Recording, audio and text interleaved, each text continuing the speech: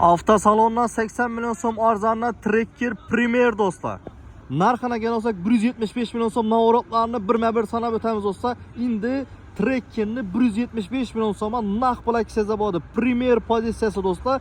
Endi ullu mashinalar ham narxini tushishni davom etib boshlaymiz do'stlar. Mashinamiz ko'rib turganingizdek polностью kuzov keramika urilgan. Rasmlaringizni ko'rib o'tiraverasiz do'stlar.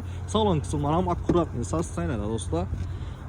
Görüşeceğiz mümkün. Sidenler ham matvi, sostoyaniyasi zo'r, panorama ryuklari bor. Görüşeceğiz mümkün.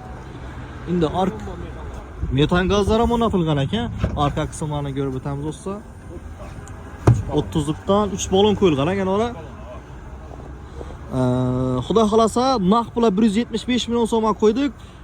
Yana o imkoniyatlar bor. Profildan keladigan bo'lsa benzin bak urib beramiz. Poni benzin bak. Pasportdan 0 dan beramiz mashinani. 0'da ketadilar. Hiç nomer, somer, notarius pul chiqarmaymilar. Ming so'm pul bermaydilar. Bir aybetini o'zgartirish mumkin, dokument o'tib berganda bo'lgan. Benzinni sotib beramiz, bir pasportdan beramiz. Profildan kelsalar.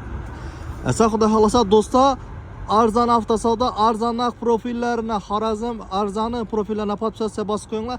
Har xil turdagi mashinalarning ishining yori bahosini qo'yishni davom etamiz do'stlar. Kelaverasizlar, sho'rdamiz. Har xil turdagi mashinalarimiz bor. Pasportdan chiqmagan. Elektromobillarimiz ham mototsikl pasportdan. Mashinamiz ko'p. Kelaverasizlar. Aksiyada do'kon pasportdan chiqadigan mashinalarimiz bor.